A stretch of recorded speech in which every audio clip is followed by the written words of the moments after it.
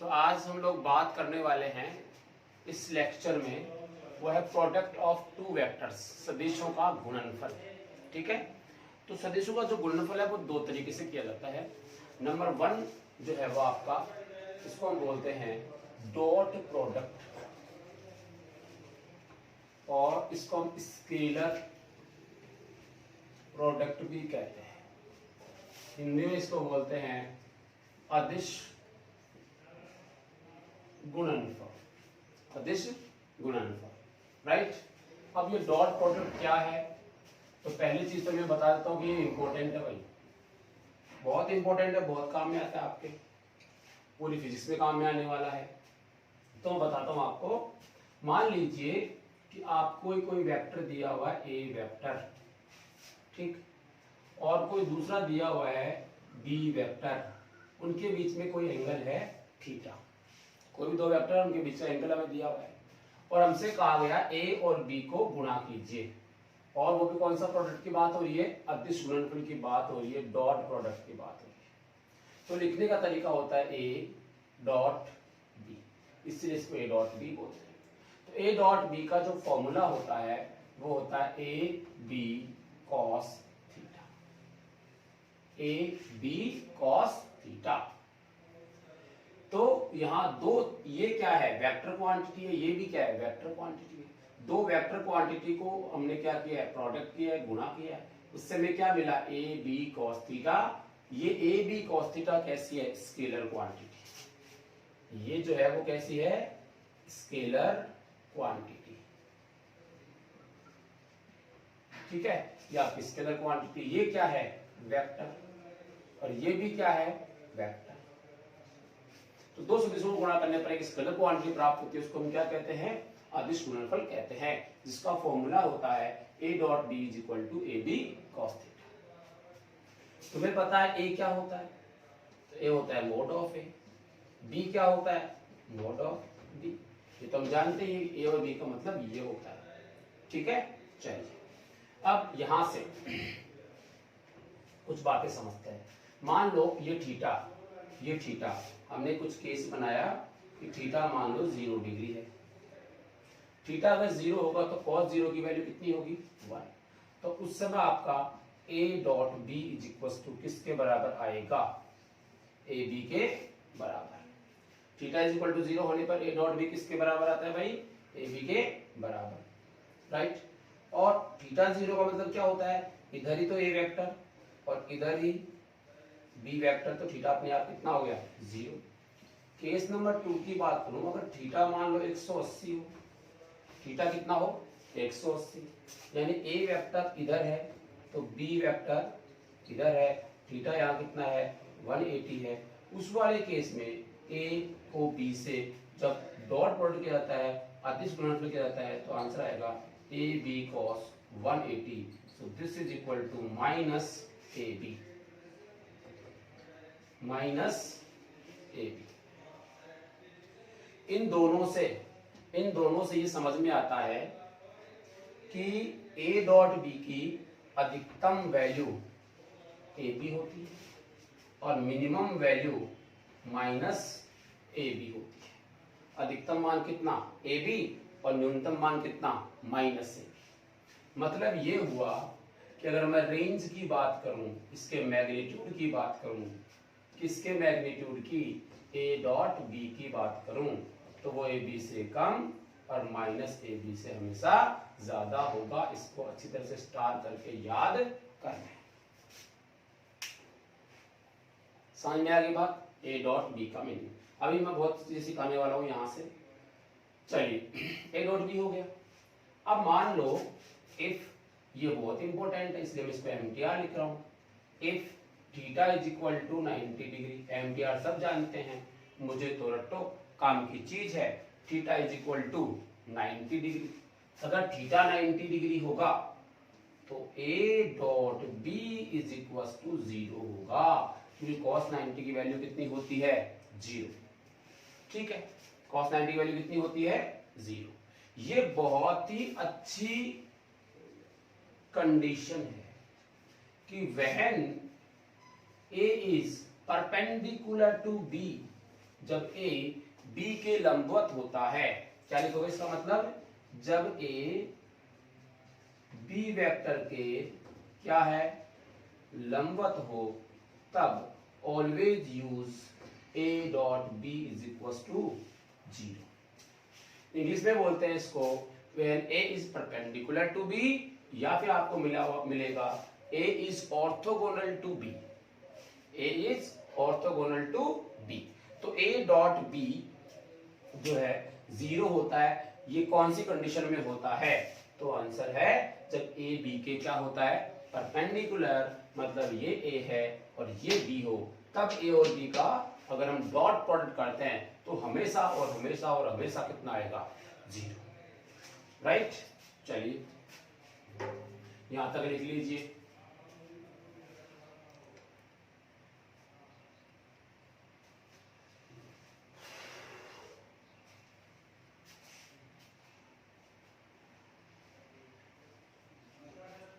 लिख लिया सबने? चलिए आगे लिखे। बहुत बढ़िया भाई।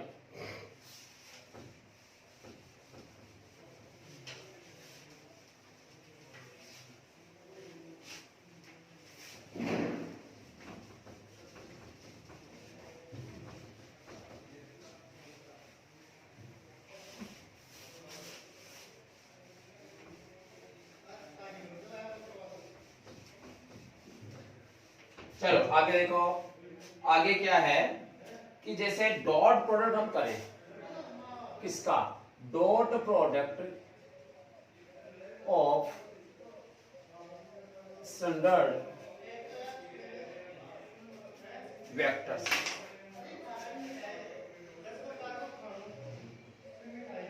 जो हमारे पास स्टैंडर्ड यूनिट वेक्टर्स हैं, कौन कौन से पता है क्या?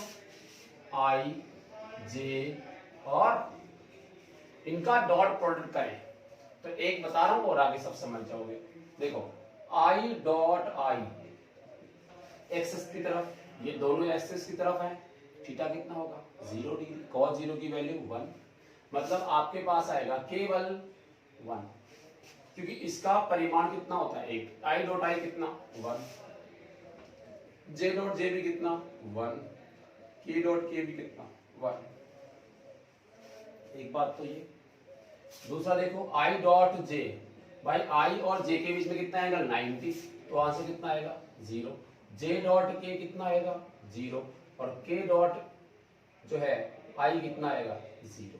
यानी जो भी परपेंडिकुलर है उन सब का आंसर क्या आएगा, 0। इनका क्या आएगा, 1। अब इनमें जैसे ये माइनस आई और प्लस जे होता तो ये कुछ और वैल्यू आती, जैसे माइनस आई प्लस आई -1 आता, माइनस जे प्लस 1 आता, ऐसे।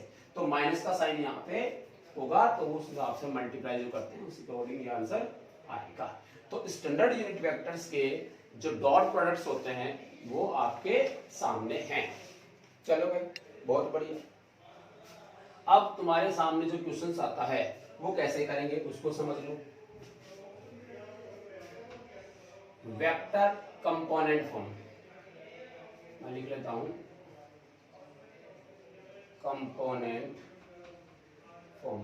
फॉर्म में हम लोग डॉट प्रोडक्ट कैसे करते हैं, कंपोनेंट फॉर्म जानते हो ना। सपोज दिस इज ए ऐसे दिया हुआ ए एक्स आई, एक्स कंपोनेंट हो गया एक्स की तरफ, प्लस ए वाई जे कैप प्लस ए जेड के कैप। मान लो ए दिया हुआ है और मान लो क्या दिया हुआ है, बी ये दिया हुआ है और बी जेड, ये क्या दिया हुआ है, बी दिया हुआ है। एक तो ए दिया हुआ है, एक क्या दिया हुआ है, बी दिया हुआ है। इसी को कंपोनेंट फॉर्म बोलते हैं, जिसमें ए एक्स ए वाई और ए जेड आ रहे हैं, राइट, ओके। अब हमसे कहा गया कि भैया ए और बी का डॉट प्रोडक्ट कितना होगा। सिंपल सा तरीका है कि ए डॉट बी का मतलब हुआ ए एक्स आई कैप प्लस ए वाई जे कैप और ए जेड के कैप, बीच में लगा 2 डॉट, बी एक्स आई कैप बी वाई जे कैप प्लस बी जेड। ये अब डॉट प्रोडक्ट करेंगे, इसको इससे मल्टीप्लाई करेंगे, इसको इससे मल्टीप्लाई करेंगे, सब समझते हैं। इसमें आई डॉट आई कितना होता है, 1, तो ये आएगा ए एक्स bx, मतलब i का जो गुणांक है उनको गुणा कर लो, j के गुणांक को गुणा कर लो, k के गुणांक को गुणा कर लो और तुम्हारा आंसर हो गया bx ay by az dz। This is your answer. कैसे होता है? फॉर एग्जाम्पल मान लेते हैं कोई वेक्टर है a, वो है 5i cap plus 4j cap plus 0k cap.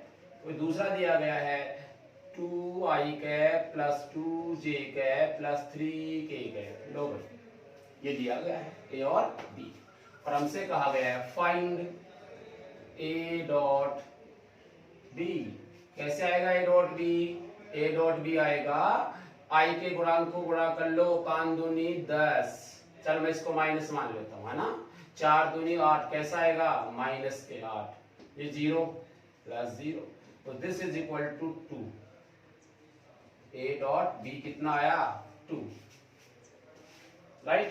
ऐसे जो है हम लोग डॉट प्रोडक्ट करते हैं, इसको आप लिख लो।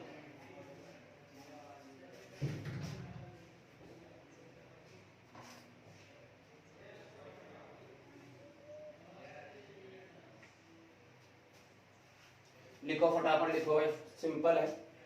फिर काम की चीज और देख लेते हैं। लिख लिया क्या सबने?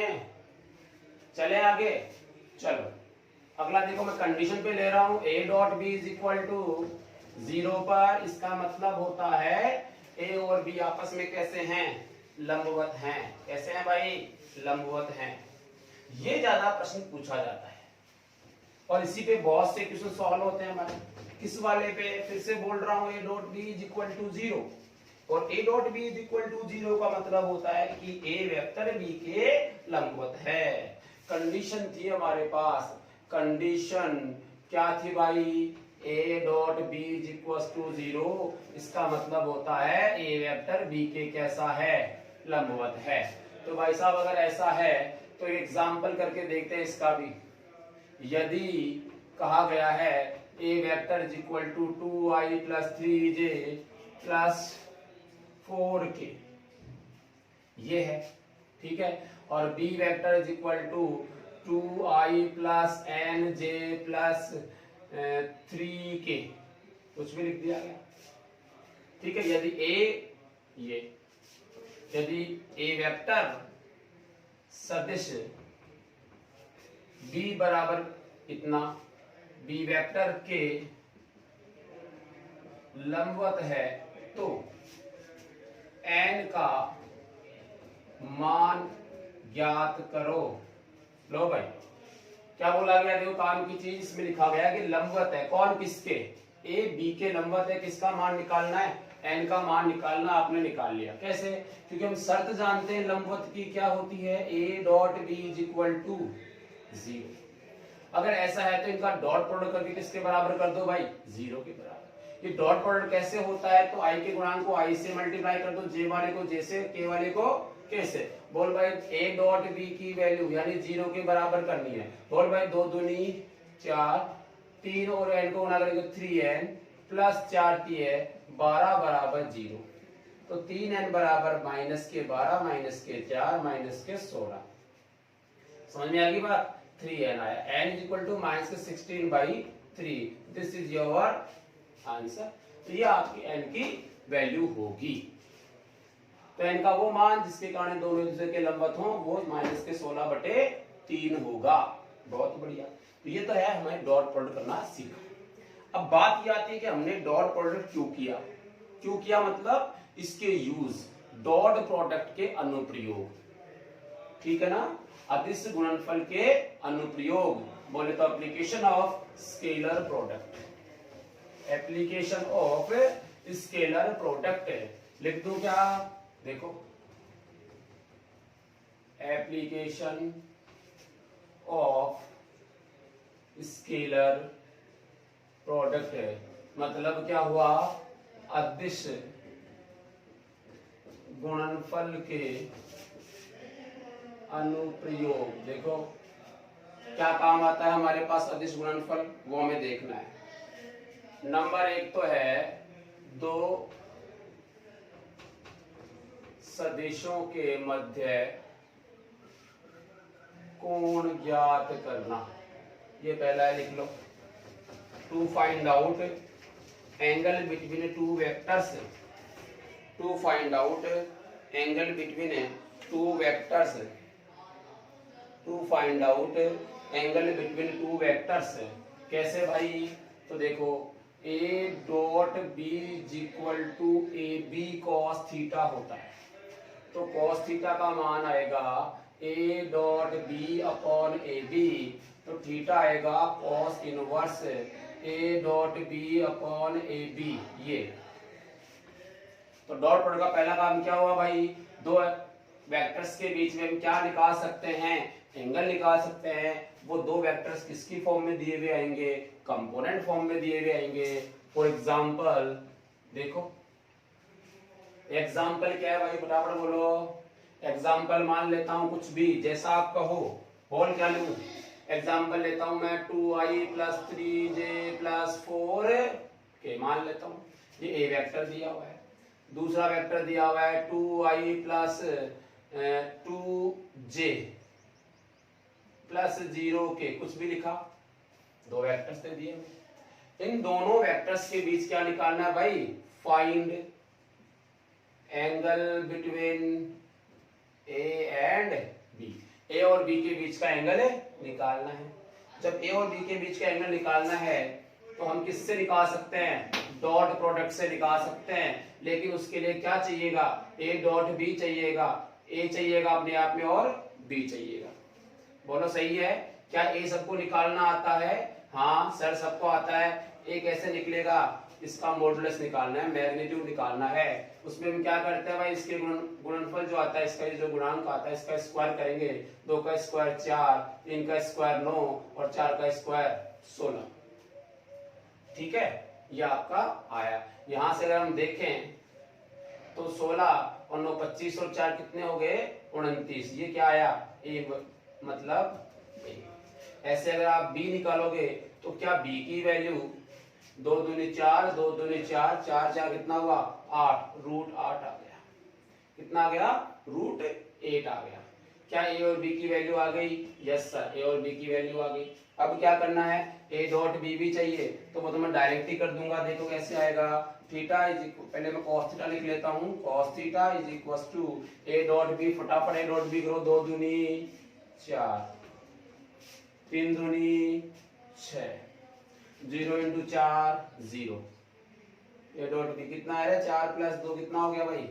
4 प्लस 6 10 हो जाएगा। नीचे क्या आ रहा है? रूट 29 और रूट 8। ये कितना हो गया?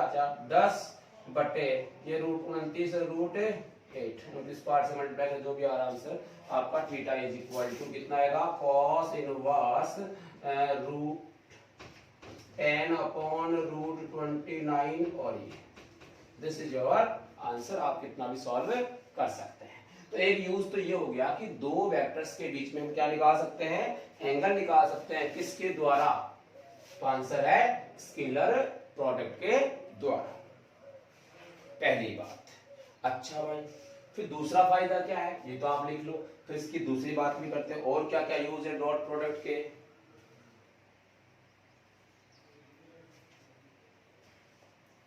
लिखो, फिर दूसरा करते हैं।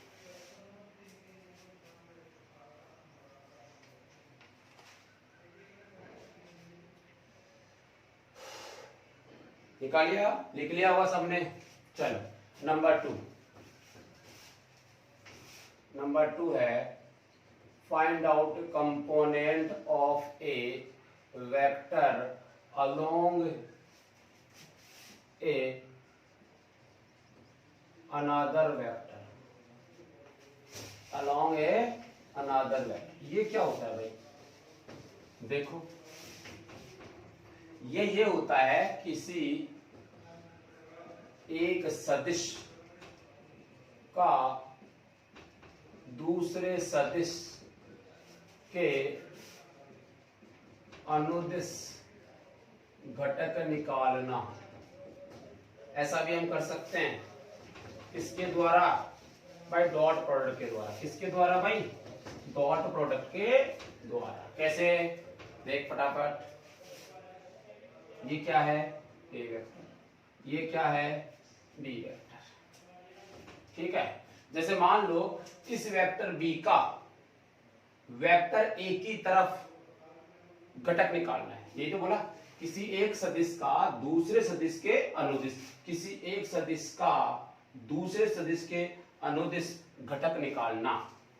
तो एक बात सोचो, ये एंगल कितना दिया हुआ है थीटा, इसका जब मैं इसके अनुदिश घटक निकालूंगा तो ये क्या होगा, सोचो सोचो सोचो, बी कॉस थीटा।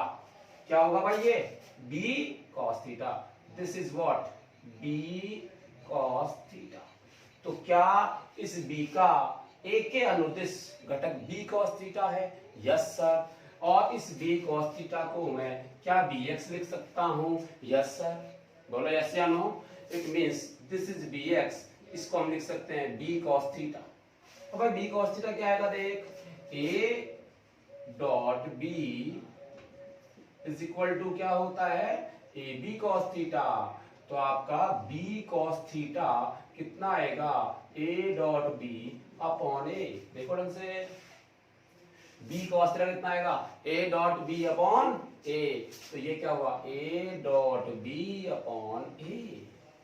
ये क्या है, ये बी का ए के अनुदिश, ध्यान देना, ये क्या है, बी वेक्टर का ए वेक्टर के अनुदिश घटक, right, component of B vector along the A vector, component of B vector along the A vector, इसको हम ऐसा बोलेंगे। बहुत अच्छी बात। बोल इस कंपोनेंट की डायरेक्शन किधर है, तो आंसर है इस तरफ। इस तरफ क्या होता है, इस तरफ तो भाई एक ए वेक्टर है, क्या है, ए वेक्टर। यानी ये हुआ इसका मतलब कि अगर मैं इसको वेक्टर फॉर्म में लिखूं, कौन सी फॉर्म में भाई, वेक्टर फॉर्म में लिखूं, तो मैं लिखूंगा B cos theta is equal to A dot B upon A into, ये तो क्या है मैग्नीट्यूड, ये तो क्या है मैग्नीट्यूड, साथ में क्या चाहिए डायरेक्शन। ये डायरेक्शन क्या है बोले तो एक है। ये कौन सी डायरेक्शन है, इस एक की डायरेक्शन है। एक की डायरेक्शन को बताने वाला यूनिट वेक्टर क्या होगा, ए वेक्टर होगा। क्या होगा भाई, ए वेक्टर होगा। So B cos theta is equal to A dot B upon A B into A cap. This is what vector form of B cos theta. Clear? चलिए, हाँ भाई, अब सोच, ये तो बी का ए के अनुदिश था, ये तो बी का ए के अनुदिश था, तो क्या ए का बी के अनुदिश उल्टा घटक निकालेंगे, बोले तो this is A, this is B. ये एंगल कितना थीटा, इस ए का किसके अनुदिश, बी के अनुदिश। इसको तोड़ के इधर लाओ, इसको तोड़ के इधर लाओगे तो यहाँ पर परपेंडिकुलर ड्रॉ करोगे, ये बनेगा क्या, ए कॉस थीटा। क्या बनेगा, ए कॉस थीटा। ओके, अगर ये ए कॉस थीटा बनेगा तो तुम लिखोगे इसको क्या भाई, क्या क्या क्या क्या क्या, ए एक्स, ए एक्स, ए एक्स, कुछ भी ए एक्स, इसको वाई मान लेंगे तो लिखा जाएगा ए एक्स, इसको बोला जाएगा A cos theta. A cos theta कितना हो जाएगा, तो A dot B upon B, A dot B upon B आएगा। So this is A dot B upon B. ये मैग्नीट्यूड, ये क्या है भाई मैग्नीट्यूड। बट इसका वेक्टर फॉर्म अगर आप देखोगे सदिश रूप में क्या लिखा जाएगा, तो A cos theta is equal to A dot B upon B. और बोल भाई यूनिट वेक्टर क्या आएगा, किस दिशा में, इसका कंपोनेंट है ए कॉस थीटा, इस दिशा में है ना, ये वाली दिशा किसकी है भाई, बी वेक्टर की। तो बी वेक्टर को बताने के लिए बी वेक्टर वाला एक काम सदिश काम में लेना बोलेगा, बोले तो बी को टोपी पहना दो, ये बी को टोपी पहना दी साहब। ये इसकी वेक्टर फॉर्म है, ये इसकी क्या है वेक्टर फॉर्म है। बहुत ही काम की चीज है अगर समझे तो। ठीक है, छापो फटाफट, आगे करते हैं। आगे कोई क्वेश्चन लेके इसको फिनिश करते हैं। करो फटाफट करो, देखिए फिर कोई क्वेश्चन लेके फिनिश करते हैं भाई इसको। डू फास्ट, चिल करो। मैं इधर क्वेश्चन लिख लेता हूँ। Find out the component i plus 2j along this one।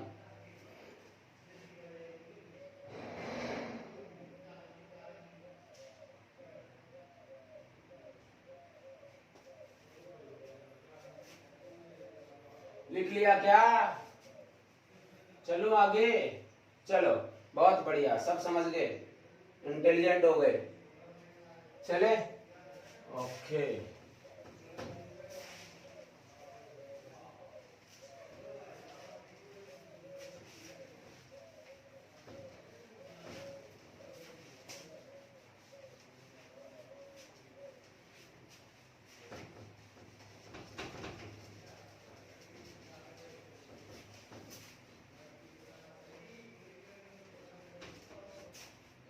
Question है फाइंड आउट द कंपोनेंट। एक क्वेश्चन करवा देता हूं इसका मैं, आपके क्लियरिटी आ जाएगी कंसेप्ट में। एग्जांपल देखिए, find out the component of i plus 2j along 2i minus 2j 2j ये हमसे पूछा गया है। ठीक है, चल भाई बहुत बढ़िया। क्या करें क्या है, थोड़ा समझो बात को। Find out the component of this.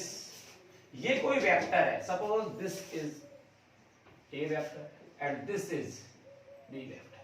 तो ए वेक्टर का अलोंग बी वेक्टर यानी बी के अनुदिश क्या निकालना है, कंपोनेंट।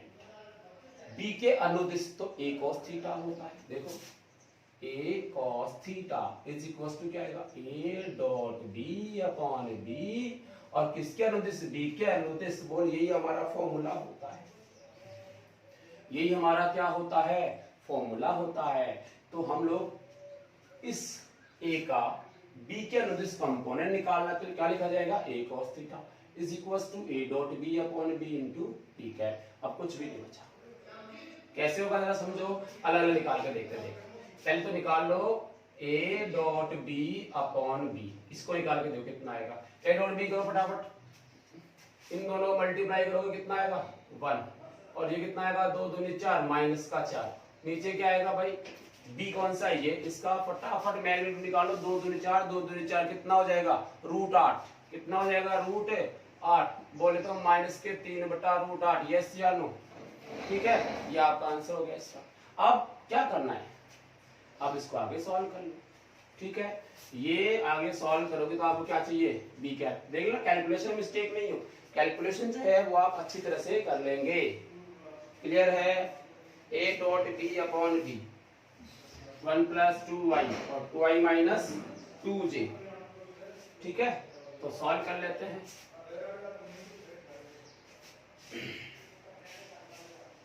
2 × 1 2, अच्छा ये 2 आएगा ना, ये राइट। तो 2 - 4 कितना आएगा, -2 राइट। और इसको क्या लिख सकते हो, -2 2√2 -2 और 2√2, 2 ने 2 को मार दिया, बचा क्या, -1/√2।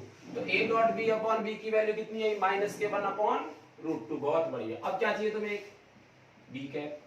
क्या बी कैप जानते हो, एकांश दिश का फॉर्मूला क्या होता है भाई, एकांश दिश का फॉर्मूला होता है B vector upon mod of B vector. Yes या no, B vector upon mod of B vector. यार ये निकाल लो, ये तो बड़ा आसान है। बी वेक्टर ये है, इसका मोड निकालो, लिखोगे 2i - 2j upon root of B vector कितना आ रहा, √8 आ रहा है। बहुत बढ़िया। अब ठोक दो यहाँ फटाफट, क्या आएगा भाई, a cos theta is equal to, ये मान आया तेरा -1/√2। और साहब इसको किससे गुणा करना है, बोले 2i - 2j बाई √8 से मल्टीप्लाई करना है, कर दिया। इसको जब आप सॉल्व कर लोगे उसका आंसर आएगा -i + j/2। ये आपका क्या जाएगा, इसका आंसर आना चाहिए, ये खुद को करना है। क्लियर है। तो हम लोगों ने कंपोनेंट से निकाल लिया, इसका एंगल निकाल सकते हैं। तो ए डॉट बी के बहुत यूज है जो तुम्हें आने चाहिए। बहुत बढ़िया। अब हम इसके यूजेस की अगर हम बात करें तो हमारे पास बहुत से फॉर्मूले भी होते हैं इसके। बहुत से फॉर्मूले तुम सबको पता है, जैसे मान लो वर्क का फॉर्मूला होता है। एग्जांपल की अगर मैं बात करूं, एग्जांपल की अगर मैं बात करूं तो देखो वर्क टर्न क्या होता है, फोर्स इनटू डिस्प्लेसमेंट होता है। ये कैसी होती है, स्केलर, वेक्टर। फ्लक्स तुम जानते हो, फ्लक्स कौन सा वाला, चाहे वो इलेक्ट्रिक फ्लक्स हो, वो क्या होता है E इंटू डी एस का। ये भी क्या है आपका स्केलर प्रोडक्ट है। चाहे वो मैग्नेटिक फ्लक्स हो, वो क्या आएगा B इंटू डी एस। तो वो आ जाएगा आपका कौन सा, मैग्नेटिक फ्लक्स। कौन सा आएगा भाई, मैग्नेटिक फ्लक्स। ऐसे आप जानते होंगे पावर होती है भाई F डॉट बी, ये भी तुम जानते हो स्केलर का ही एग्जांपल्स हैं। इस प्रकार से हमारे पास बहुत से एग्जांपल्स इसके होते हैं जो आपको यूज लेने आने चाहिए। तो ये बात थी वेक्टर में किसकी, डॉट प्रोडक्ट। ठीक है, तो नेक्स्ट एक चीज ध्यान रखना, अभी जो आपका जो माइनर हो रहा है, ये जो आपका पेपर है मंडे को, उसके अंदर आएगा यूनिट, डायमेंशन प्लस एरर्स मैंने बता दिया आपको, plus vector up to dot product, इतना आपको आना चाहिए। नेक्स्ट वीडियो लेक्चर में हम पढ़ने वाले हैं क्रॉस प्रोडक्ट। Thank you.